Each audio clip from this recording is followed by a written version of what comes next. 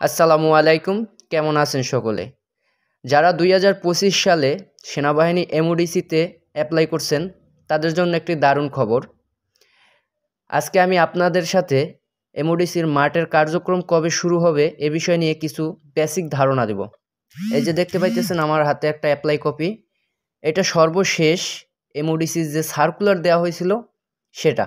এই যে দেখুন ১১ জানুয়ারি ২০২১ সালে সর্বশেষ এমওডিসি সার্কুলারটা দেওয়া হয়েছিল। এই ৪ বছর পরে আবার ২০২৫ সালে সেনাবাহিনীর এমওডিসি সার্কুলারটা দেওয়া হলো।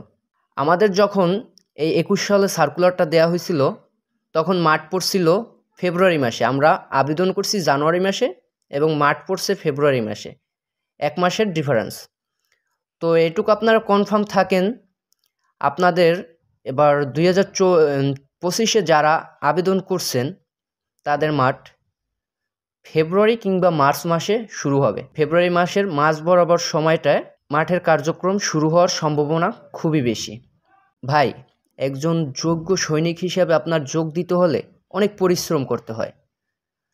যেমন সেনাবাহিনীর সাধারণ যে সৈনিক আছে তাদের বয়সের সীমা হয় আপনার ১৭ থেকে ২১ বছর, আর এই এমওডিসির ক্ষেত্রে হয় ১৭ থেকে ২৫ বছর, অনেক টাইম।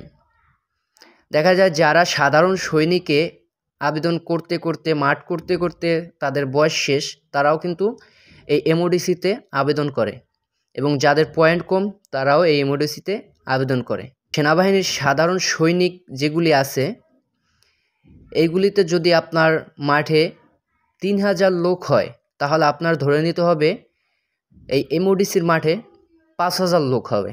কেননা এটা পয়েন্ট কম লাগে, বয়স অনেক বেশি, আর তাছাড়া এখানে অনেক এক্সপিরিয়েন্সওয়ালা মানুষ বেশি থাকে, যারা সৈনিকের মাঠ করতে করতে অনেকটা এক্সপিরিয়েন্স অর্জন করছে, তারাও এখানে থাকে।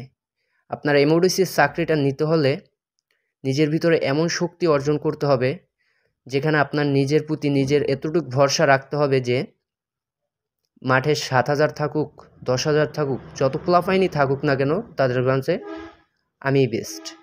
এমন বেসিক ধারণা আপনাদের ভিতরে রাখতে হবে এবং এমন শক্তি আপনাদের অর্জন করতে হবে। তাছাড়া আশা করি সকলে খুব ভালো করে পড়ালেখা করেন। আমিও এই ২০২৫-এর এমওডিসিতে অ্যাপ্লাই করছি। আপনাদের সাথে মাঠে দেখা হবে। আশা করি সবাই ভালো থাকবেন এবং সকলে ভালোভাবে পড়ালেখা কইরা যাবেন ইনশাআল্লাহ। আপনার চাকরিটা হোক এটা আমি দোয়া করি। আসসালামু আলাইকুম।